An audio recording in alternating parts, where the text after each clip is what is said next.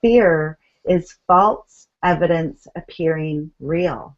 Mm-hmm. You know, you don't have that saber-toothed tiger behind you. That's not even realistic. That's not even within the realm of a possibility, you know, in most places. So take a look at it that way and ask yourself, you know, what am I thinking about this situation, and what evidence do I really have about that?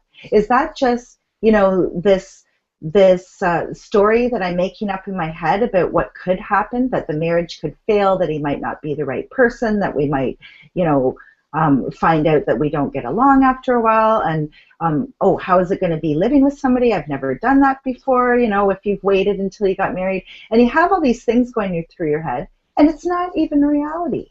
It's not the present moment. It might be based on fears from the past, but it's just not real. In fact, it steals the present moment from you. And Mm-hmm. at a risk of making this into an episode of just describing what other people have said, I'll share one thing that my wife, also a brilliant coach, often Mm-hmm. describes fear as, is it's like lying on a bed of nails. Until you try to move, it doesn't really hurt you, but you're still Yeah. lying on that bed of nails. So you're not where you want to be. You want to be off the bed of nails. But every Mm-hmm. time you try to readjust or change your position to start getting off, ouch, you get stabbed by a Mm-hmm. nail. And really what there is to do is first notice that you're actually lying on that bed of nails, and then make the committed resolve to say, okay, it's going to hurt just a little bit when I get up, but then I'll be off of it. Then I can do anything. Then I can move as Yeah. much and as freely as I want.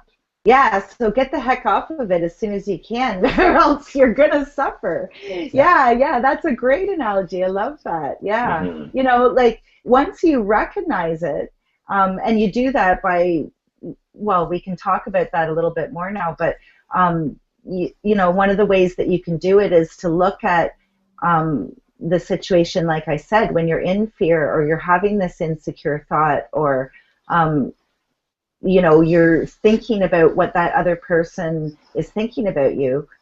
Um, One, say to yourself, is this real? Is this an assumption that I'm making?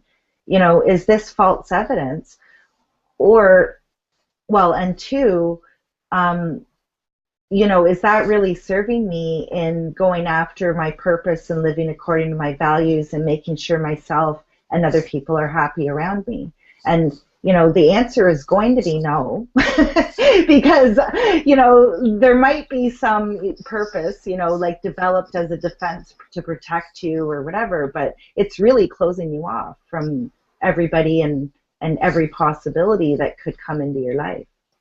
And I think the other part that coaches do a lot with people, but just in general that's a great practice, is to really see why you would get off that bed of nails in the first place. Because just to keep in that analogy, if we were to step off of the bed of nails onto a second bed of nails, well, why would we ever move? And that, I think, is where a lot of people hang out.